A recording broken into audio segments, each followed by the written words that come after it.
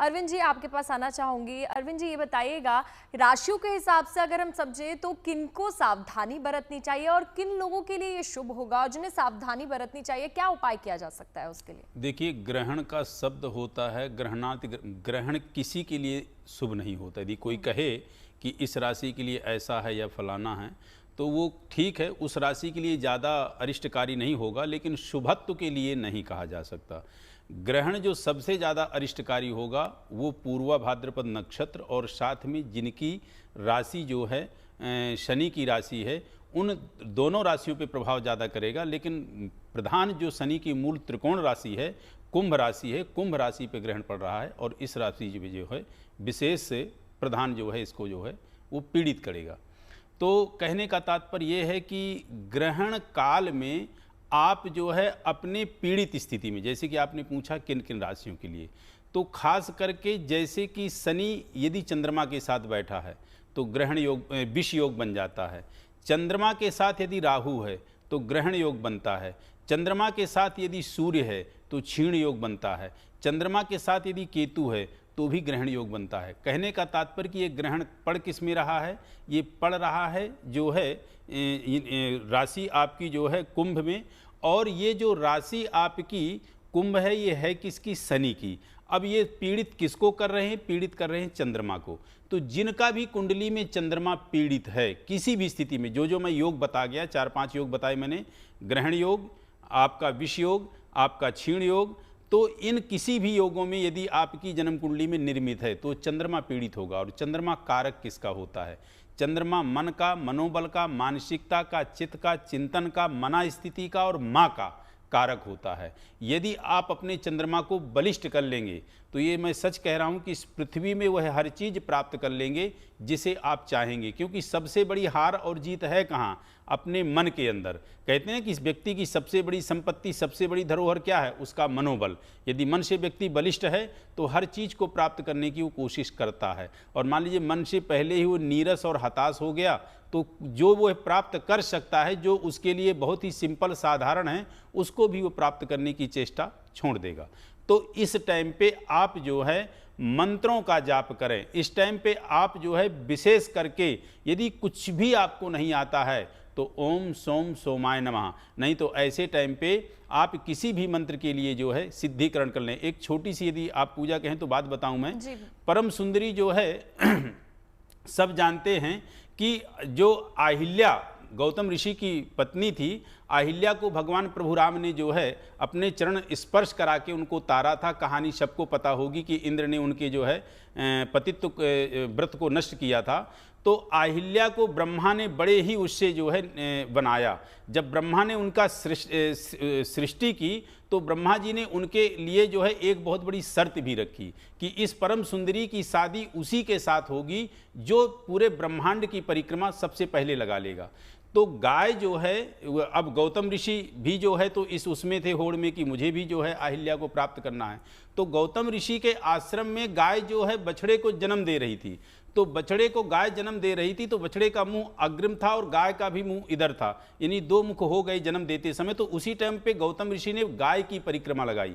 तो ऐसे स्थिति में यानी गाय की जब परिक्रमा लगाई तो पूरे ब्रह्मांड की परिक्रमा लग गई। तो उनकी साथ शादी अहिल्या की हुई। क्यों हुई?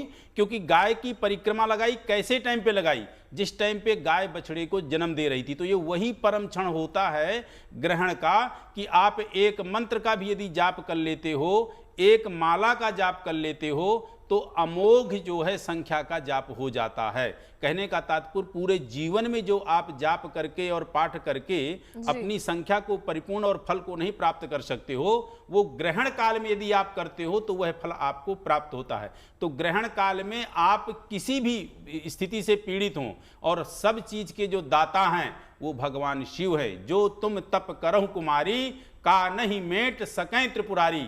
यदि कोई देने वाला है तो सदा सच्चिदानंद दाता पुरारी। भगवान शिव देने वाले हैं। आप नहीं कुछ जानते तो ओम नमः शिवाय मंत्र का जाप करें। इससे भी आपके सभी नवग्रहों की शांति होगी, किसी भी राशि में किसी प्रकार का कोई दुष्परिणाम नहीं होगा। और भगवान शिव तो ऐसा है कि जड़ और चेतन सबको जो है दाता ही है, वो देते ही है, सदा सच्चिदानंद बिल्कुल, दाता बिल्कुल पुरारी। देखिए, जब तब का महत्व आपने बहुत बखूबी समझाया अरविंद जी। संजय जी, आप दान की बात कर रहे थे, चंद्र ग्रहण के बाद वो कौन सी खास चीजें हैं जिनका दान जरूर करना चाहिए, वो समझाइएगा। देखो, सबसे बढ़िया दान तो जो है आप अन्न का दान करें। अन्न में जो है सफेद अन्न का दान करें, वो सबसे बड़ा महत्वपूर्ण दान होता है। तिल का दान करें, दुग्ध का दान करें, मिठाई का दान करें, पेठे का दान करें। इन सब का दान करना बड़ा शुभ है। और कहा जाता है कि हर राशि वाले के लिए बहुत अच्छा दान मैं बता देता हूँ। जैसे मान के चलो, मेष राशि के लिए यह ग्रहण जो धन को देने वाला है, धन और प्रसिद्धि को देने वाला है। जिनकी मेष राशि है उनके 11वें भाव में जो है ये ग्रहण गह रहा है। और चंद्रमा और राहु, कहते हैं 11वें भाव में कोई भी ग्रह दुष्फली नहीं होता, परंतु मानसिक अशांति, मानसिक पीड़ा जो है थोड़ी हो सकती है, क्योंकि चंद्रमा राहु में विष योग बन रहा है। तो इनको पेठे का दान करना चाहिए। वृषभ राशि वालों को शारीरिक रोग का योग बन रहा है कि शरीर में कोई कष्ट आ सकता है, तो उनको दही का दान करना चाहिए। मिथुन राशि को संतान संबंधी गुप्त चिंता हो सकती है, बच्चों को लेकर के फिक्र हो सकती है, तो उनको पुस्तक का दान या अन्न का दान, दोनों ही दान कर सकते हैं, या कलम का दान भी करा जा सकता है। कर्क राशि वालों को, क्योंकि जल तत्व की राशि है, शत्रु भय का योग बन रहा है, तो आप जो है दूध और फल दोनों का दान आप कर सकते हैं, और चावल भी कर सकते हैं। सिंह राशि वालों के लिए और कुंभ राशि वालों के लिए ग्रहण थोड़ा सा पति पत्नी के बीच में वैमनस्यपूर्ण रहने वाला है, आपस में संबंध विच्छेद करने वाला है। तो इस दिन जो है इनको जो है अन्न का दान जो है 5 अन्न का दान या 7 अन्न का दान जो है जरूर करना चाहिए। उसमें दालें भी हो सकती हैं, गेहूं, चावल, मक्का, ज्वार, जौ हो सकता है, इनका दान करना चाहिए। कन्या राशि वालों के लिए गुप्त रोग का डर है, तो रोग से बचने के लिए जो है सफेद मिठाई कोई भी ले लें, उसका दान कर सकते हैं। उसके बाद तुला राशि के लिए एक्सपेंसिव है, बहुत ज्यादा खर्चे कराएगा, बहुत ज्यादा जीवन में उथल पुथल करेगा, तो आपका जो है अच्छे कार्यों पर धन खर्च हो ग्रहण के 15 दिन के बाद, क्योंकि हर ग्रहण का प्रभाव 15-20 दिन आपके ऊपर रहता है। तो आपको जल या दूध का दान अवश्य कर लेना चाहिए। वृश्चिक राशि वालों के सभी कार्य सिद्ध करने वाला है ग्रहण, तो जब जिनकी वृश्चिक राशि है उनको जो है 7 अनाज का दान अवश्य कर लेना चाहिए, या व्हाइट चंदन की लकड़ी जो है किसी गरीब को दे देनी चाहिए, या कहीं पे स्वच्छ करके मंदिर में भी चढ़ा सकते हैं। धनु राशि वालों के लिए धन देने वाला है, तो आप पीले और सफेद दोनों अन्न का दान कर सकते हैं, चने की दाल का दान कर सकते हैं। मकर राशि के लिए थोड़ा धन हानि का योग है, अपना पैसा किसी को दें और ले नहीं, और गुप्त रूप से अपना धन रखें। व्यर्थ की यात्रा से बचना है, तो आपको भी जो है अन्न का दान, 7 धान्य का दान करना चाहिए। कुंभ राशि वालों के लिए दुर्घटना और शत्रुता का योग बन रहा है, किसी से कोई दुश्मनी ना पालें, संभल करके चलें, जल्दबाजी से कोई निर्णय ना लें, मानसिक संतुलन बना करके रखें। और आप जो है मुरब्बे का दान करें, जो मुरब्बा खाने वाला होता है उसका दान करें।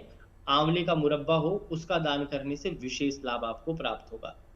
मीन राशि वालों के लिए धन का आप कुछ सिक्के लेकर के किसी गरीब को दे दें, और चावल और घी दोनों जो है अपने हाथ से दान कर सकते हैं, और बच्चों को मिठाई बांट सकते हैं। और मीन राशि वालों को लिए मैं एक ही बात कहूंगा, संभल करके चलें, अपना सब पैसा इत्यादि संभाल करके चलें, जिससे कि इस ग्रहण का जो कोई भी दुष्प्रभाव है आपके ऊपर ना आए।